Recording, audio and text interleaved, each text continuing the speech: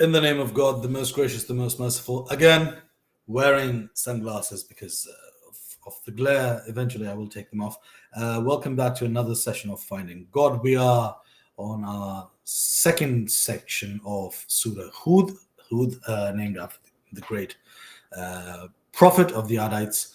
And last week we covered verse 1 till verse 25, if I'm not mistaken, and we were covering a whole lot of ground. And today what we'll do, if I may just open my glossary a minute, today we will start from verse 26 and we'll cover the story of Noah, the ark. Everyone knows who Noah is. And we're going to look at the Islamic perspective of Noah. It has been briefly discussed before in certain chapters, but here there's 25 verses discussing what Noah went through. And then there's 10 verses on the history of Hud, discussing about him. And then we'll stop here. That's 35 verses for today.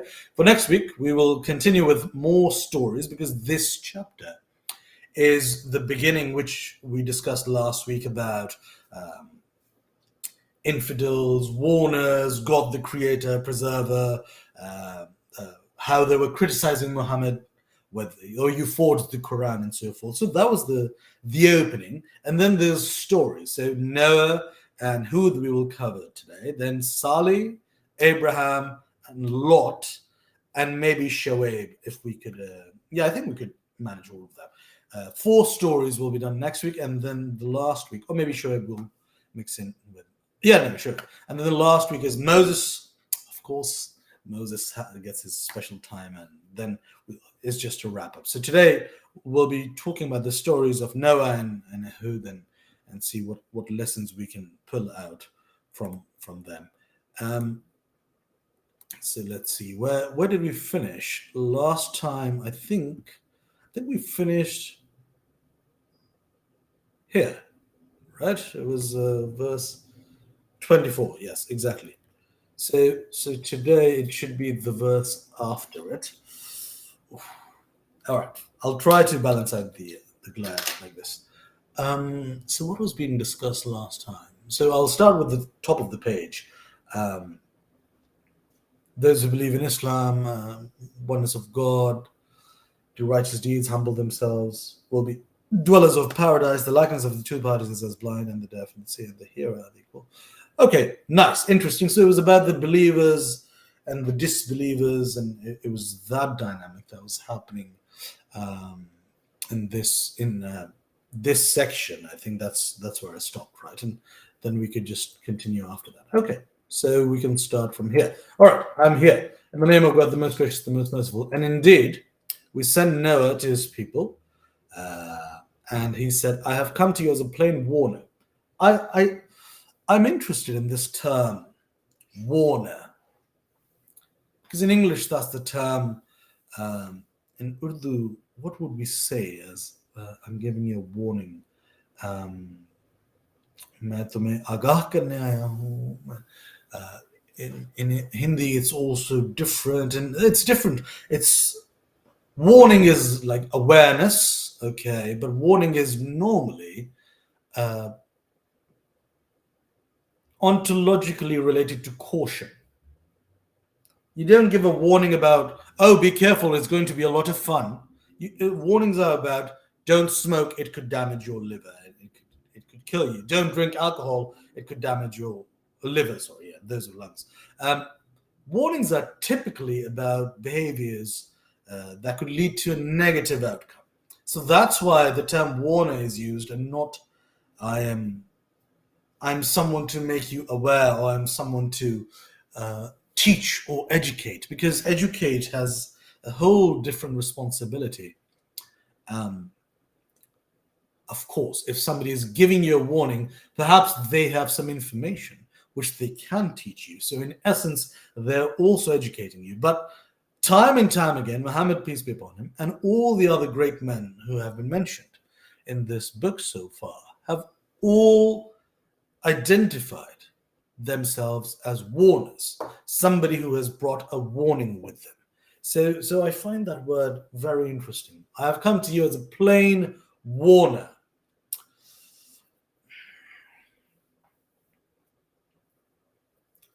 how would we use it today? If I go up to a group of people and say, look, I'm here to warn you, there's an earthquake coming. You don't feel it yet, but I saw it. Okay. So I have knowledge that they don't have. And now it's up to them to see if my knowledge is credible. If it were verifiable by scientific fact, in fact, scientific research has been decried thousands of times by the church, by the layperson, by everybody. You prove something like Earth is not the center of the solar system, or gravity, or even the photoelectric effect, or balloons flying, or flight of an airplane. So many things have always been resisted. Ideas have always seen resistance, and the ideas that hold the most veracity and have the strongest legs end up surviving. So that is why faith and the idea of God survives, because it's a strong idea. Whether it comes from empirics or whether it has been imposed by clever prophets is a discussion that we will never see the end of. As a man of faith, I obviously believe that there is a God. But rational critics or critics of faith-based practices would obviously say, no, it has been imposed and it's not real. So that's a never-ending debate. So Warner is typically somebody with slightly more knowledge, maybe a superior knowledge, like parents are warners to their children. And it doesn't stop once the child grows up. In fact, it kind of increases, because a 20-year-old boy or girl, man or woman, needs incredible amounts of guidance. It's only, unfortunately, in parts of the Western Hemisphere, Northwestern Europe and North America, to be specific, who believe that, after you're 18 or 21, you can decide everything and everything will be fine. No, you can see how that society is crumbling and imploding and turning on itself. So warnings are necessary, even in your late 50s, 60s. You need warnings. So that's the term. I find it very interesting. That you worship none but God, surely I fear for you the torment of a painful day. The chiefs who disbelieved among his people said, we see you, but a man like ourselves. Fair point. Nor do we see any follow you, but the meanest among us. And they too followed you without thinking. That's a fair criticism of Noah. Fair criticism from the people of the time. And we do not see in you any merit above us. In fact, we think you are lies. Now, that's pushing it a bit.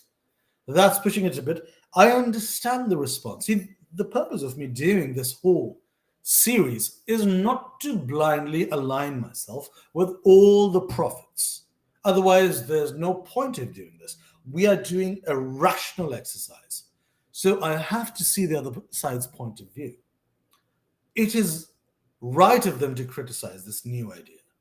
This man who's just as equal to them, and they see no difference, and his only followers are, according to them, the meanest of them who follow him. Why would we believe him? That's the criticism.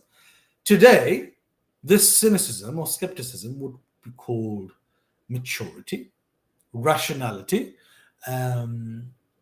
foresight, forbearance, so many positive terms. But when we phrase it or when we package it in the people of Noah and their attributes, we see it, it's negative because they were resisting Noah. No, it's not resisting Noah.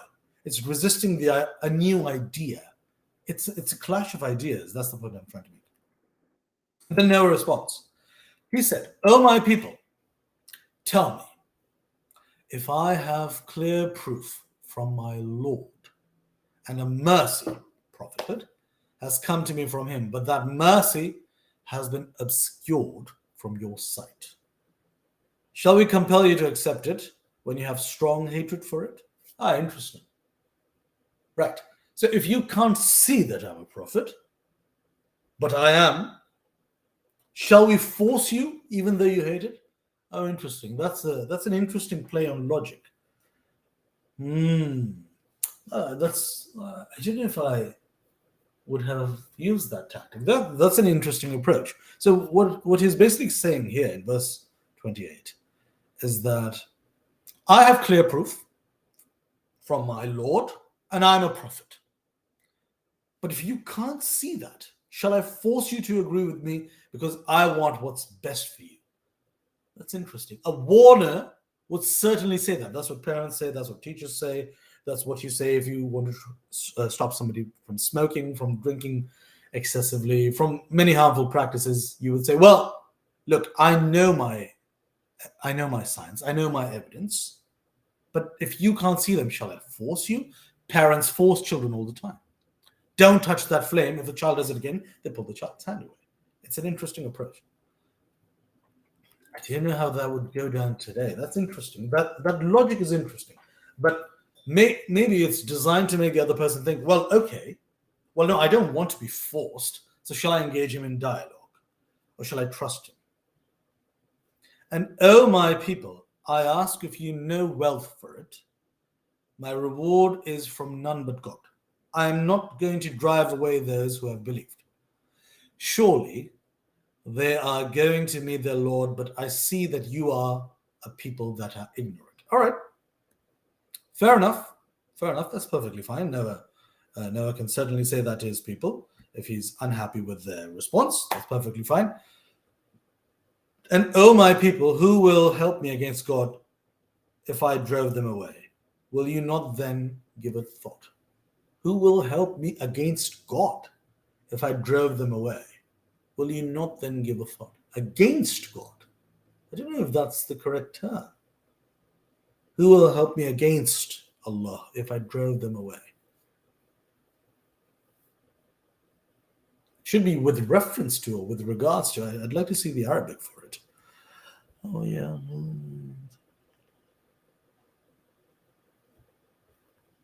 Okay. I'm in no place to criticize the translation. Interesting. Maybe I can come back to this. Verse 30 of Surah Hud. And I do not say to you that with me are the treasures of God, nor that I know the ghaib. Ghaib is a lovely word for the unseen. Today we might call that dark matter or antimatter. But 1400 years ago it was called ghaib, or even before that, alim al-ghaib, knowledge of the unknown or the unseen. Nor do I say I am an angel. And I do not say of those whom your eyes look down upon that God will not bestow any good on them. True. God knows what is in their inner selves as regards belief, etc. In that case, I should indeed be one of the zalim, wrongdoers. Interesting. So he's playing around with the framing. It's much less convincing on the message. It's more, well, if I'm not saying to you that I'm an angel, and I'm not saying to you that I know the unknown knowledge, and I'm not saying to you that God will not bestow good things upon them, because God knows what's inside their hearts. But in that case, if I'm forcing them or if I'm convincing them and they're not on the right path, maybe I'm a wrongdoer. I think that's the frame. It's an interesting way to frame it. In parliamentary debate and in syllogism and in logic, we don't commit ad hominem attacks, which means we don't attack the source. We don't attack the person. If somebody says the earth is flat, we don't say, well, you're a drunk. How would you know? We don't do that. It's below the dignity of parliamentary debate. So we don't say, well, look, I am really good looking, therefore listen to me. Or I'm really smart, listen to me. I have a black shirt, so listen to me. We don't do that in parliamentary debate. We try to impose upon, or we try to strengthen the veracity of our arguments through argumentation, through evidence, and so forth. Here, the case is being made that, if I force them, then I'm certainly a wrongdoer, and I can't tell you that I'm an angel, and I can't tell you that I have all this knowledge, and I can't tell you that God will not bestow things upon me. It's very interesting. The spotlight is being brought upon Noah rather than the theory. It's a very different way of persuasion. And I think this is the approach of emotional persuasion, because religion goes to the heart before it goes to the mind or the brain. Mind. It goes to the soul, to the spirit, before it goes into, All right, what are my actions? What are my rules? What are my laws? What are my daily activities? First, it goes to the heart. It has to. Faith is emotion based. Faith and rationality would struggle quite a bit, even though they both need each other for sure. So I think this way, well, look at me. I'm not an angel. I'm not this. I'm not that. It's an emotional tool. It's not a political, rational, academic tool. It's a different tool. That's what I find interesting. They said, "Oh Noah, you've disputed with us, and much have you prolonged the dispute with us. Now bring upon us what you threaten us with, if you are of the truthful." Same story that Prophet Muhammad faces with his people. Well, when is this day of torment coming? Do you know, it's interesting. If somebody came up to me today and tried to convince me of a similar thing, I would ask similar questions. Oh, you think climate change is happening? Well, when is it happening? Isn't that the question that people ask when we don't have evidence or we're trying to resist an idea? Oh, you think blah, blah, blah is going to win, or blah, blah, blah, or there's going to be an economic recession, or there's going to be a war? Oh, well, when is it going to happen? It's the same question. It's human nature, right? It's not something new. It's human nature. So people asked the same question of Noah. They asked the same question of Prophet Muhammad. They would ask the same question of me, and I would ask the same question of anybody else who would bring a new idea of a warning. And I'd say, really? If somebody says to me, it's May 5th, it's nearing summer in Montreal. And if somebody said to me, oh, a huge blizzard is coming, I'd say, in May. They'd say, yeah, a huge blizzard. I know it, I have the evidence. And I was like, all right, when is it coming then? You see, my stance is defiant. It isn't cooperative, because I'll look around and say, well, the sun is out, and every year in May, I have not seen a blizzard. Where do you come off? So the tendency to doubt, the skeptic in us, will always be alive. It's one of the bases of rationality, to question, to scrutinize, to learn. So I quite understand when they ask him to, well, you threaten us, prove it. And then he said, only God will bring it, the punishment on you, if he wills, and then you will escape not. And my advice will not profit you, even if I wish to give you good counsel. If God's will is to keep you astray, he is your Lord, and to him you shall return. True. Or they, the pagans of Mecca, say, hey, he, Muhammad, has fabricated the Quran. Say, if I fabricated it, upon me be my crimes, but I am innocent of all those crimes which you commit. See, this is God's rhetoric, which we have been seeing for the last, 50 chapters or so. A throwback to the past, and suddenly tie it to the case of Muhammad, and back and past. And it's beautiful rhetoric. It makes you connect things just like that. It's beautifully written. It's written by the greatest writer, obviously. And it was revealed to Noah. None of your people will believe except those who have believed already. So be not sad because of what they used to do. See, that would be heartbreaking.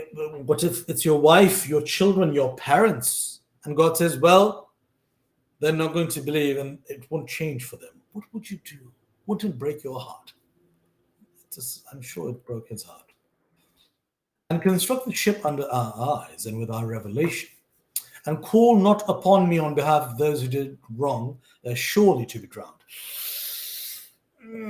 See, that's tough, right? It's incredibly tough for God to say this directly to Noah. Don't beg for their lives. Don't plead about them from me. Already, it's a lesson is being taught, not just to the people of Noah, but to centuries, maybe millennia after. I don't actually know when it happened. Some people say it was 10,600. Some people say it was earlier. Some people say it was later. But it was certainly before Moses, who was around 3,000, 4,000 years ago. So it's a long while ago. But in 2023, we're still talking about Noah. So it's a lesson. And as he was constructing the ship, whenever the chiefs of his people passed him, they mocked at him.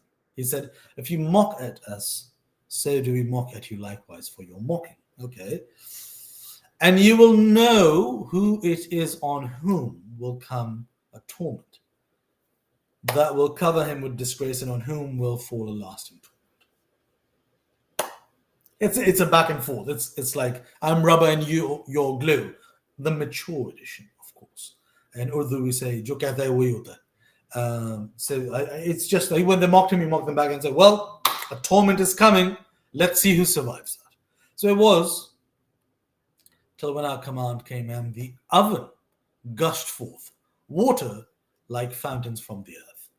We said, "Embark therein of each kind two, male and female, and your family, except him against whom the word has already gone forth, and those who believe. And none believed with him except a few." See, I'd be hard pressed. I'd be so torn in that situation. What if it's my wife? What if it's my child? What if it's my parents? What if it's my closest friends? And I say, "God, what about them?" And God will be like, "God, please, at least my mother." No, and I have to bear that burden. These prophets, they have hearts the size of mountains because they're able to bear this. I don't know if I would have been ever able to bear this. And he never said, "Embark therein in the name of God will be its moving course and its resting anchorage. Surely my Lord is oft forgiving, most merciful." Of course. So the ship sailed with them amidst waves like mountains, and Noah called at his son, who had separated himself apart, "Oh, my son, embark with us and be not with the disbelievers." See, God has already told him that nothing can be done for the disbelievers, but it is hard for the father to accept that. It would be hard for me to accept that one of my close friends is going to drown. And I'm like, "Dude, just jump on." But God has decreed it. God has told me, "Look, it's not going to happen." But the human being is flawed and emotional. The human being will say, "No, at least let my son come." And the son replied, the son replied, "I will betake myself to some mountain. It will save me from the water."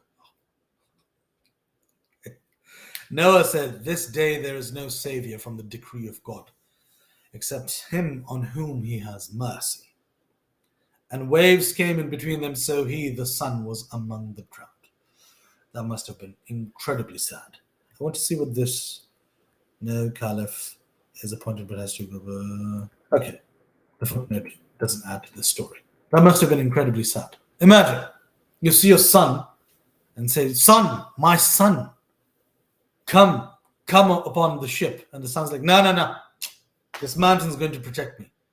What do you do? What do you do? In hindsight, maybe it was right for you to get drowned then. Of course, a father can't think that. Father would rarely think that. But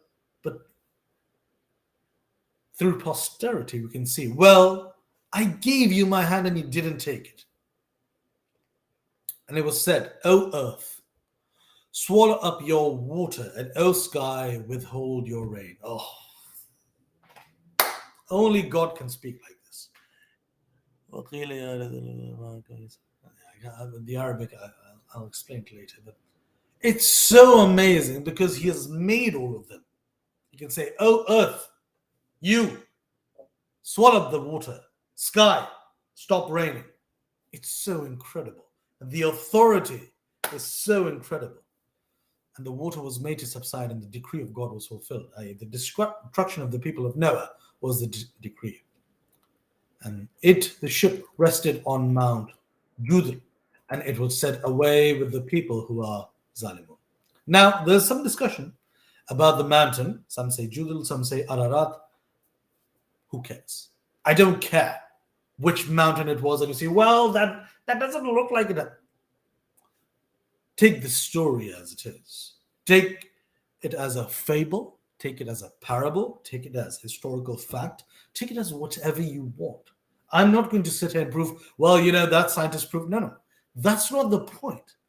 The whole point of this book and every book before it which touches upon faith or which promotes faith is that you don't go into, well, I didn't see the markings of an ark. I saw a ferry or a yacht. No, we're not playing that game.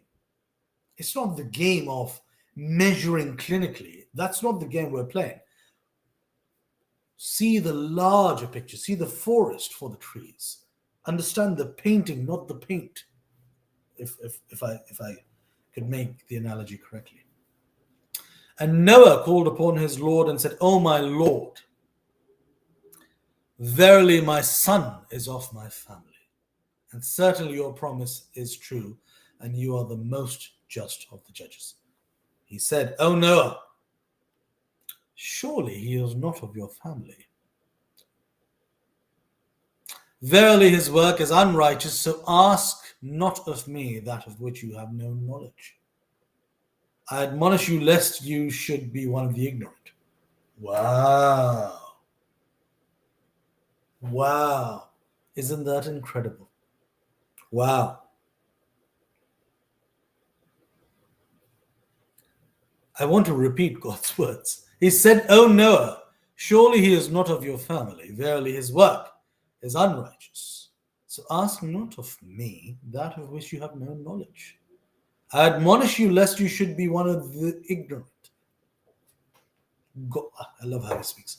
Noah said, "O my Lord, I seek refuge with you from asking you that of which I have no knowledge. In simple terms, please forgive me, God. And unless you forgive me and have mercy on me, I will indeed be one of the losers." It was said, "O Noah, come down from the ship with peace from us and blessings on you and on the people who are with you and on some of their offspring. But there will be other people to whom we shall grant their pleasures for a time. But in the end, a painful torment will reach them from us." Well, this kind of predicates how the world is governed in any case. "This is of the news of the unseen which we reveal unto you, O Muhammad. Neither you nor your people knew it before this, so be patient. Surely the good end is for Al-Muttaqun, the pious." It's so wonderful. Noah, tying it to Noah, and suddenly ties it to Muhammad. It's so lovely. "And to Ad, people we sent their brother Hud," the namesake of this chapter. He said, "O my people, worship God. You have no other ilah, no other God but him. Certainly you do nothing but invent lies." I love how it's being tied. There are probably thousands of years between Noah and Hud, these two great prophets. And within 2 verses, God has taken one narrative, tied it to Muhammad, and tied Muhammad's narrative to a second narrative. The poetics and the rhythm is such that it does so remarkably, incredibly. Look how it's done. Verse 48. Noah is begging forgiveness and refuge and understanding. Noah is being communicated with about what you don't see, and well, some people will be given pleasure and so forth, and then jump forward to Muhammad's time, and in Muhammad's time it would be the same and unseen, so be patient, and then jump to Hud's time. It's so interesting. In 3 verses, 3 different time periods are happening just like that. It's so what's the word? Not expertly. It's marvelously done. It's masterfully is the word. The way God writes, it's so masterful. I'm always in awe. I could never write like this. So it's so smooth. "O my people, I ask if you no reward for it, for the message." Very similar to what Noah was saying. "My reward is only from him who created me. Will you not then understand? And O my people, ask forgiveness of your Lord, and then repent to him. He will send you from the sky abundant rain and add strength to your strength, so do not turn away as mujrimun," criminals, disbelievers in the oneness of God. Strength to your strength and abundant rain. So obviously it was in a region which needed rain. So rain came as a blessing. It wasn't England, because in England, we typically don't enjoy the rain as much. I do, but I was born in Pakistan, but most people don't. So it was in that region. So blessings and strengths, concepts that people of the time would value and understand. That's the language being spoken. They said, and I repeat, O Hud, no evidence have you brought us, and we shall not leave our gods for your mere sake, and we are not believers in you. As a rationalist, I can't help but accept that that is a sufficient and that is an acceptable, appropriate, suitable response. Just because you say so, we ain't gonna listen, man. That's essentially what's being said, right? Oh, you want us to believe just because you said so? No, we don't believe in you. That's the response. What is this saying about rationality, if that's the rational response? Or whether it's rationality, or whether it's resistance masquerading as rationality, and so forth. All that we say is that some of our gods, false deities, have seized you with evil madness. That's their language of understanding. And then Hud said, he said, I call God to witness and bear you witness that I am free from that which you ascribe as a partner in worship. With him, God. So plot against me, all of you, and give me no respect. It's a challenge, similar to what has been told, what Muhammad has been told to say, and what others have said before. Right. Do your worst. I have the Lord on my side. It's interesting. I put my trust in God, my Lord and your Lord. There is not a moving, living creature, but he has the grasp of its forelock. Verily, my Lord is on the straight path. The truth. That's true. So if you turn away, still I have conveyed the message with which I was sent to you. My Lord will make another people succeed you, and you will not harm him in the least. Surely, my Lord is guardian over all things. So now, a warner is supposed to do that. Well, my job was to just give you the warning. The rest is up to you. Let me just tell you, whatever you do, you can't screw with my God, because he's above all of this. What you will end up doing is screwing with yourself. I think that's what's being said here. And when our commandment came, we saved Hud and those who believed with him by a mercy from us. And we saved them from severe torment. Such were Ad, the people. They rejected the verses of their Lord and disobeyed his messengers and followed the command of every proud, obstinate oppressor of the truth from their leaders. Last verse. And they were pursued by a curse in the world, and so they will be on the day of resurrection, no doubt. Verily, Ad disbelieved in their Lord, so away with Ad, the people of Hud. I stop here because today I'm just covering 2 stories, and next week I'll cover 3 stories, and then we'll wrap up the chapter after that. I stop here because it makes me think whether rationality alone is enough, because I'm a rationalist through and through. I reason through things.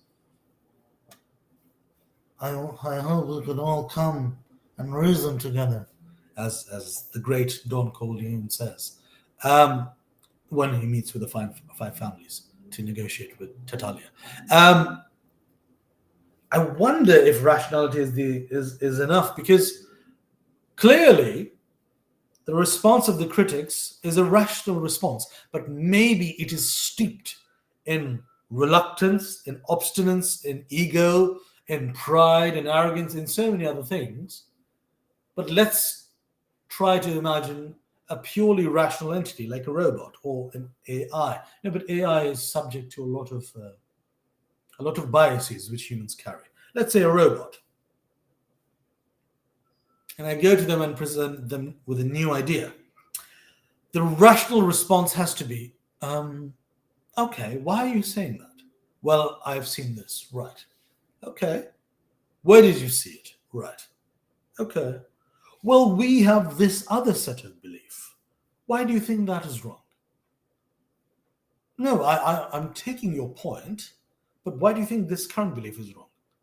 So then it becomes a rational exploration of ideas.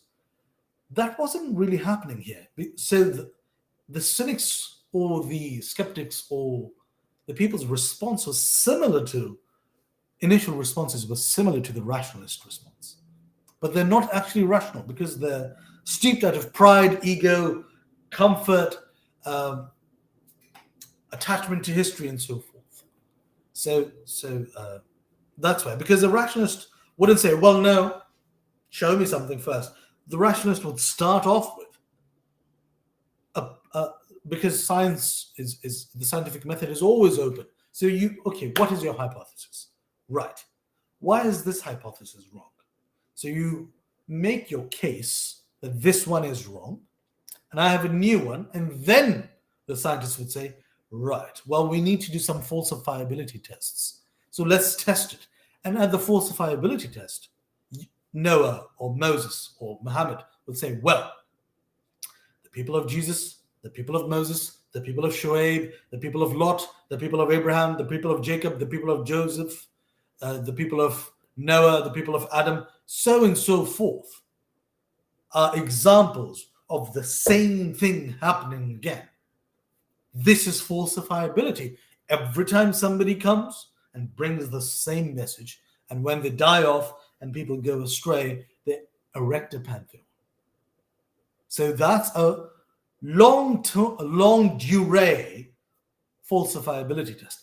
That's the scientific approach, because the listener would say, okay, let's take your point and let's take it to its conclusion. Let's take it. That isn't being done. So that is, see, as a rationalist, I have to defend rationality. So yeah, that if that were done and then nothing would have been reached, then I would have said, well, the critics have a point. But that wasn't done. So that is why I would hold my current position as it is. But thank you so much for joining me today. Have a wonderful Friday, a wonderful weekend, and I shall see you next week.